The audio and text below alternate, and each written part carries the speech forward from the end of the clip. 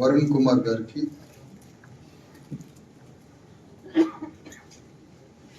ఈ కార్యక్రమానికి ముఖ్య అతిథిగా హాజరైనటువంటి జస్టిస్ వంగాల ఈశ్వరయ్య గారికి మరియు నేషనల్ బీసీ కమిషన్ మాజీ చైర్మన్, ఆ తర్వాత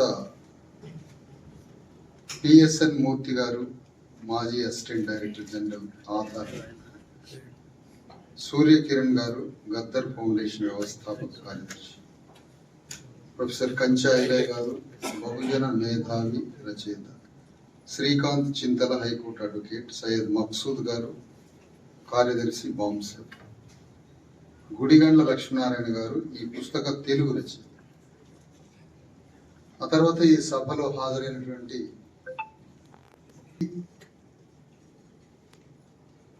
జై భీమ్, జై భారత రాజ్యాంగం. ముఖ్యంగా భారత రాజ్యాంగాన్ని ఈ రకంగా మనందరి ముందుకు తీసుకురావడానికి ఎంతో కృషి చేసి మనందరి ముందుకి ఈ పుస్తకాన్ని తీసుకొచ్చి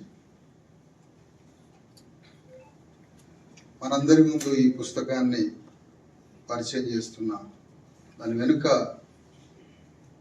ఎంతో కృషి చేసినటువంటి వరుణ్ కుమార్ గారికి ఈ సందర్భంగా మనందరి తరఫున అభినందనలు తెలియజేస్తాం.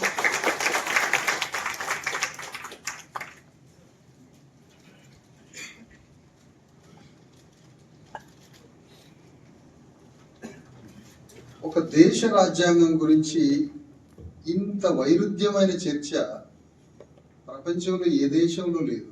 ఎందుకో కారణం అర్థం కావట్లేదు.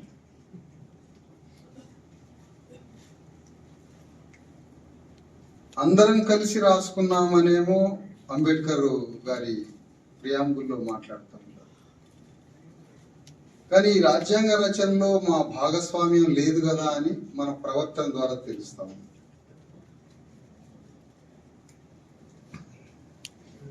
విచిత్రంగా ఉంది పరిస్థితి.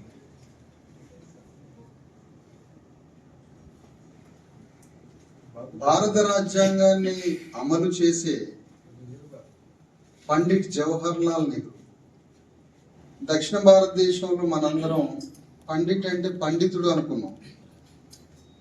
పండిట్ అంటే బ్రాహ్మణుడు అని అర్థం. భారత రాజ్యాంగానికి ప్రియాంబుల్కి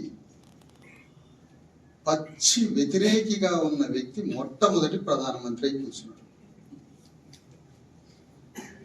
అందుకనే ఆ పాప పరిహారం కోసమే రాహుల్ గాంధీ రాజ్యాంగం పట్టుకొని నడిచిండేమో ఆయన మునుమనుడు. ఎందుకంటే ఐలయ్య గారు వారి ఉపన్యాసంలో రాహుల్ గాంధీ గారు రాజ్యాంగం పట్టుకొని నడిచారు అని చెప్పారు. ఇంకొక మాట దానికి కొనసాగింపు ఏంటంటే అది పాప పరిహారానికే పట్టుకొని నడిచాడు. ఎందుకంటే అంబేద్కర్ని రాజ్యాంగం రాయనీయకుండా లండన్లో జల్సాగా తిరుగుతూ, మన సినిమాలలో కాలేజీకి వచ్చే హీరోలు ఉంటారు చూసారా, నెహ్రూ కూడా అట్లనే చదివిండి అట కాలేజీలలో. అట్లా పండిట్ జవహర్ లాల్ నెహ్రూ రాజ్యాంగ ప్రియాంబుల్ అనేది ఒక నైతిక హృదయం. అది భారత రాజ్యాంగం అధిశాసనం మాత్రమే కాదు, అది ఒక నైతిక గ్రంథం. అంటే మనిషి యొక్క నైతిక ప్రవర్తన ఏదైతే ఉంటుందో ఆ ప్రవర్తనకి సంబంధించిన గ్రంథం కూడా అని అంటుంటాడు అంబేద్కర్.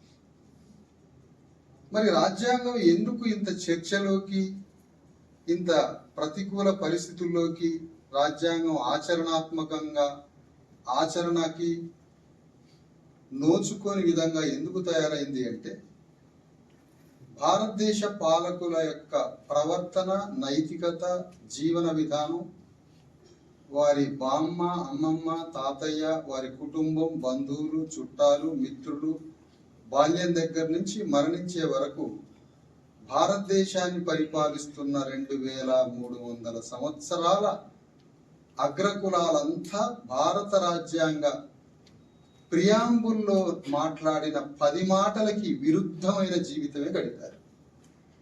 కాబట్టి వారికి రాజ్యాంగాన్ని అమలు చేసే పీఠం మీద ఏమో కూర్చున్నారు, వారు బ్రతికిన జీవన విధానం అంతా రాజ్యాంగానికి వ్యతిరేక జీవన విధానాలు బతికారు.